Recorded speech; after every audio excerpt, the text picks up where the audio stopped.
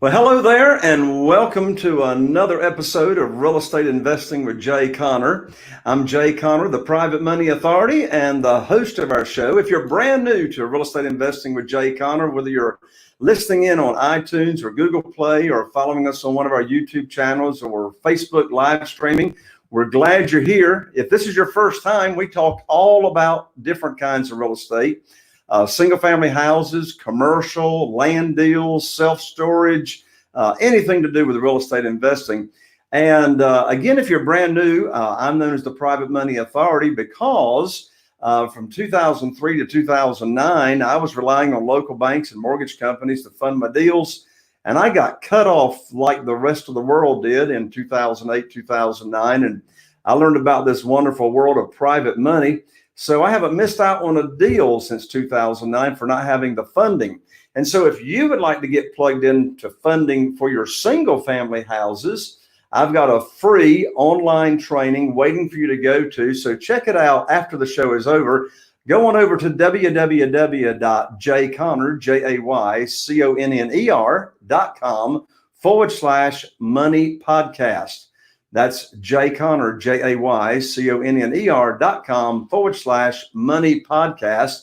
And there I'll be teaching you the 5 easy and quick steps from having no funding for your deals to into the millions of funding, again, without relying on banks or mortgage companies. Well, also here on Real Estate Investing with Jay Conner, since we launched in June of 2018, I've had some amazing guests here on the show share their secrets and strategies as to what they're doing. And today is no exception.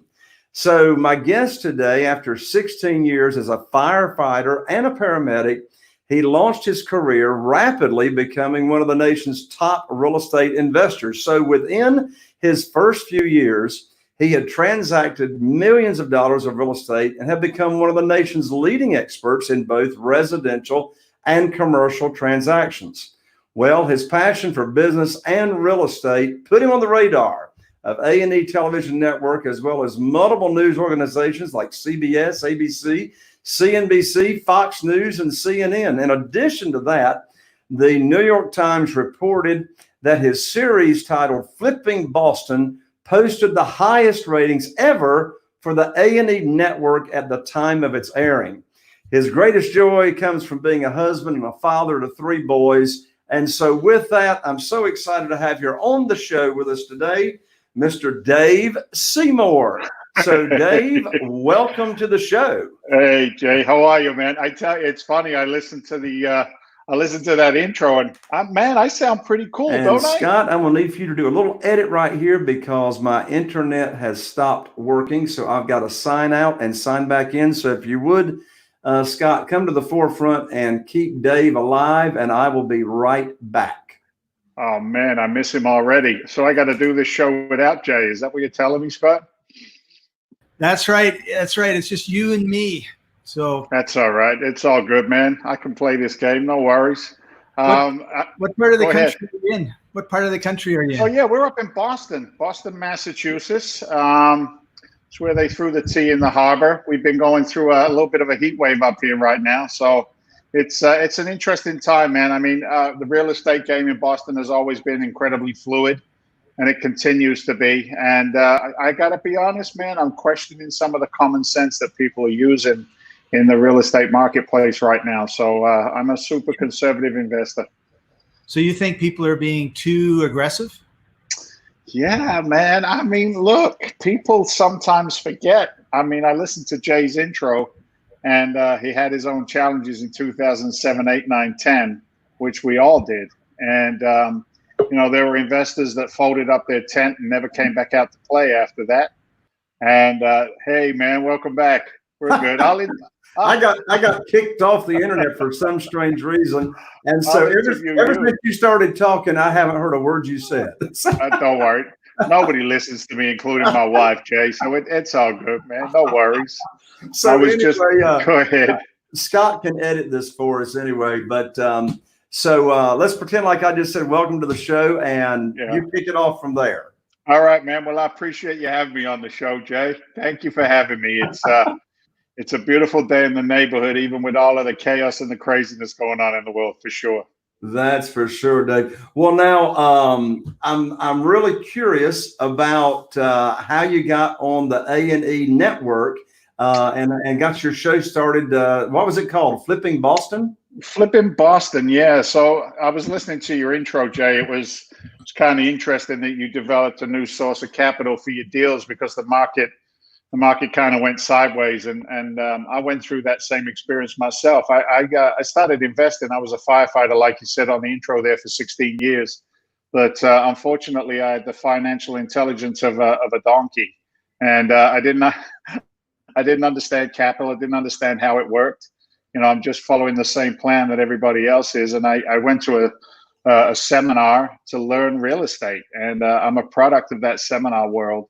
And the funny thing is, man, is I invested the last couple of $1,000s that I didn't have. Well, my wife did. I didn't. It was her credit cards. I was maxed out with a credit score of 2, so nobody was giving me credit back then. But it's kind of interesting. I did what my mentors and coaches told me. Like, I listened to you again at your intro talk about the newer investors, and maybe you got some seasoned investors listening to us today or watching us.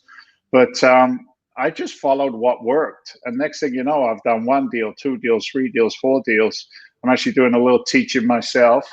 And somebody in the marketing world reached out to me and said they were looking for teams to start another show. And I was still firefighting. So I was like firefighting 42 hours a week and real estate investing every other hour I was awake. And I sent in an application to New York, and no offense to anybody, but I loaded it with profanity because I wanted to make sure they paid attention to what I wrote on my little application.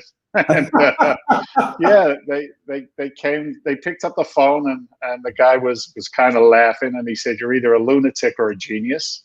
I said, "Is there a difference?" And we started filming a little sizzle reel, and we did 4 episodes. And like you said in the intro there, our ratings were the highest they ever had for that time slot. And they said, "Wow, people like you."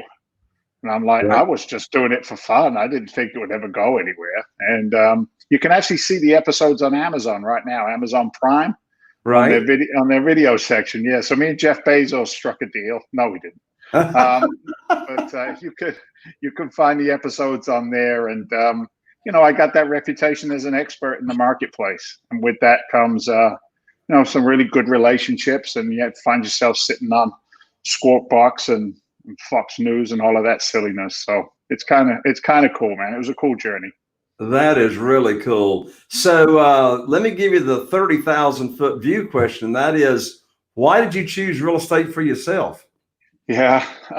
Look, man, it's like I said, I was good at working, and trading time for money. I'm kind of like a blue collar guy in a white collar world when it comes to that stuff, I was instilled with some good solid core values. Don't lie, don't cheat, don't steal, work hard, respect your fellow man, have a little faith and do the right thing. And that's great, don't get me wrong, but it doesn't give you any financial freedom because the income potential is capped. And I was working construction on my days off from the firehouse, and I was watching these investors like popping up, and I'm thinking to myself, hold on a second, I'm building a deck, I'm digging a ditch, I'm sitting on a post hole digger with a bunch of friends here, and this guy's coming in, and he don't look too sweaty, and he don't look too dirty.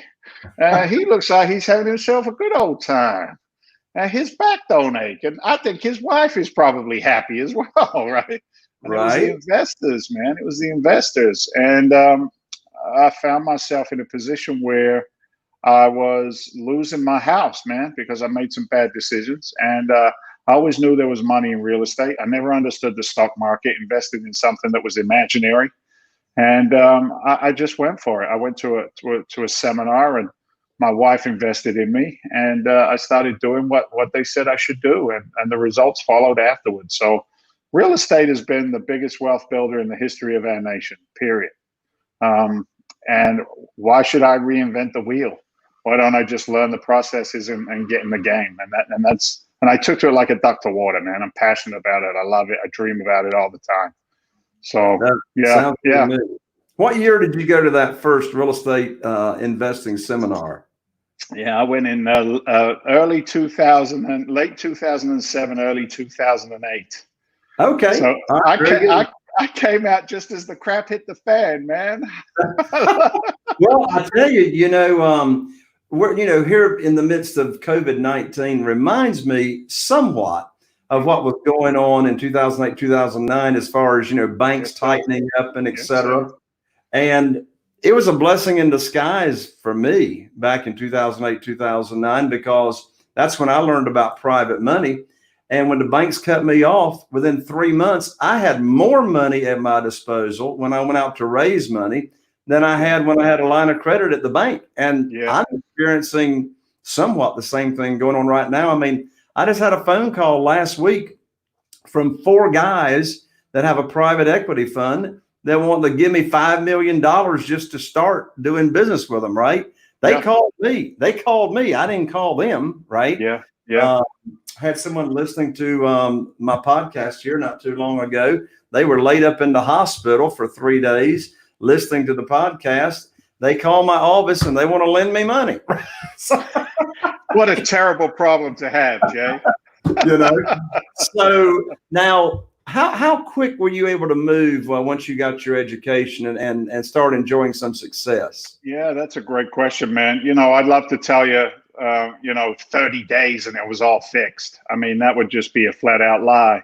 Wealth creation is a process. It's not an event.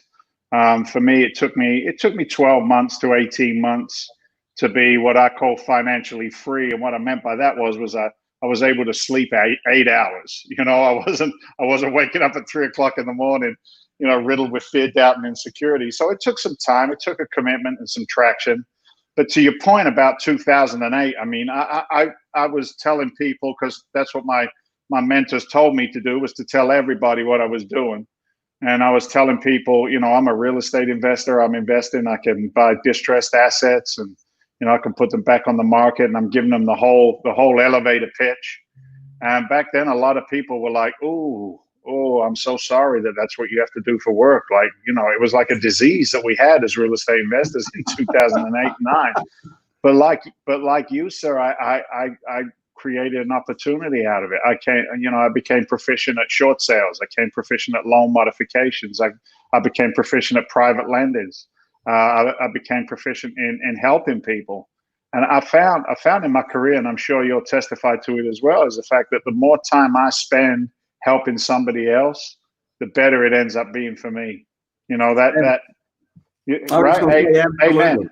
Amen. I mean, God is good all the time. And it's like, a real good friend of mine is down in Florida right now. And his faith is something to be admired. And he just says to me, David, just ask the right questions, man. Am I doing his work or my work? Right? Is it all about the almighty buck? He said, because if you find yourself just chasing the almighty buck and you're not doing his work and taking good care of people, he said, you might find yourself facing a little bit of resistance. That's how he puts it. And then he'll give you a little bit of scripture to support it. But, I love that about it. It's like there's nothing better than those families that we helped, during the transference of wealth in this country, which is what we saw in 2008, 9, 10, 11, 12. Being able to help families who were foreclosed on and then put them in a lease option where they could stay in the same neighborhoods, right? Their kids could go to the same school. They couldn't afford the crazy mortgages that reset, but they could afford a good, decent lease option and a beautiful home to live in. And all we were doing was moving them from house to house in the same neighborhoods, So, with some education, you can turn this stuff around pretty fast. And I'm no better than anybody else. I just did what I learned. Rather than finding excuses, I found answers. Does that make sense? It makes a lot of sense. You and I've got a lot in common, Dave, because my followers hear me say all the time, all the facets of the business is all about serving and helping other people, as you said, because if people didn't have a problem, we wouldn't have an opportunity to serve, from the buyers to the sellers to the private lenders. Even when it comes to raising money, and we're going to hear your story here shortly in the next minute or two about how you've gotten into raising a lot of capital yourself. Yeah. But, I've never asked anybody for money. They say, Jay, how in the world do you raise all those millions of dollars without asking for money? It's real simple. I put on my teacher cap. I teach people what private money is. I teach them what self-directed IRAs are because they never heard of that stuff. Yeah. Yeah. And, you know, the light bulbs go off. And if they've got investment capital or retirement funds, they're not happy with what they're doing, they're going to want to do business with you, right? Correct. It amazes me how many intelligent, accredited investors I sit down with and communicate with, and I start giving them a breakdown of the tax advantages of using a solo 401k as a retirement vehicle to invest in my fund into a piece of sticks and bricks, a syndicated deal. And it's like these light bulbs go off in their head.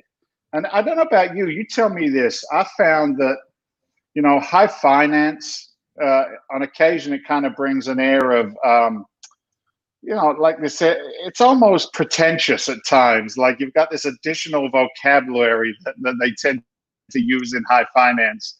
And I was talking to a local guy, a friend of mine, a neighbor, in fact, and he's an injury attorney, very successful. And I'm in the middle of my conversation through teaching. Obviously, I'm raising capital. We're salesmen. We're good at what we do. But he stops me in the middle of it and he says, David, you got to stop. I go, what? He goes, I just figured out what you're doing, because I buy larger commercial assets, you know, 60 to 150 unit apartment complexes, not just one of them, but 30, 40, 50 of them. And then I fix them up. I get the rents up and I create a better asset. And I'm trying to give him the delivery, Jay. And he says to me, David, stop it. I go, what's up? Did I offend you? He goes, no. He goes, I think I understand what you're saying. He said, all you're talking about is flipping Boston on steroids. Instead of just taking a little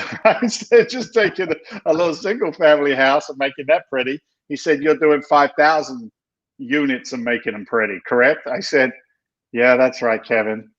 He said, okay, how do I subscribe? Let me see if I can get some capital into the fund, you know? And it's amazing because it's, you know, my trajectory, it's interesting. We were in a marketing meeting a couple of weeks back and I had a young intern in our marketing meeting.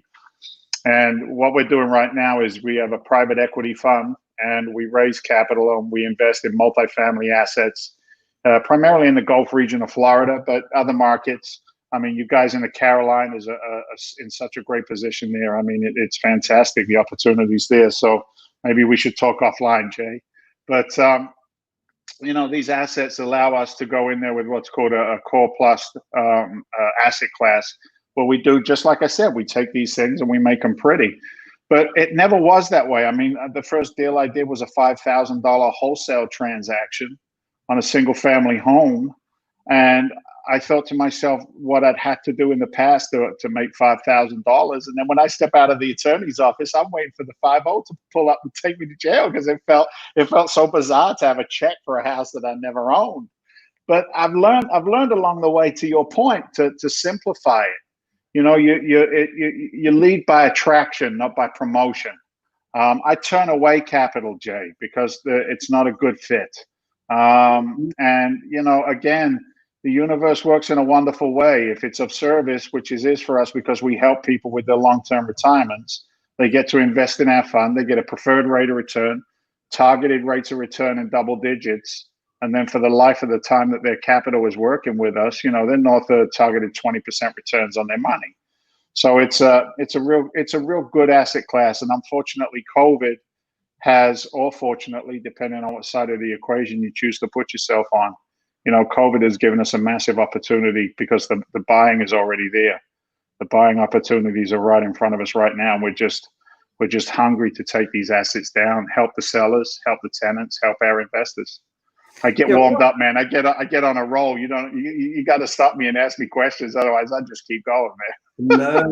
You remind me of me when I'm on the other side of the microphone. Sure. So speaking of COVID, what's your prediction and what's your take on what's the short-term outlook from COVID, and what do you think is the long-term outlook and consequences on any front? Yeah, it's you know, we're kind of like pull off the Band-Aid, man. I mean, here's what I see. We've got a short-term pain that we're going to have to experience. We're going to have to experience as a nation. We're going to have to experience it together. You know, depends on how you look at it. So we've got the forbearances where the banks have, allowed tenants to, or owners to not pay their mortgages. You've got tenancy not paying their rent. We had the PPP, the protection program there for small business. Mr. Trump wrote everybody a check.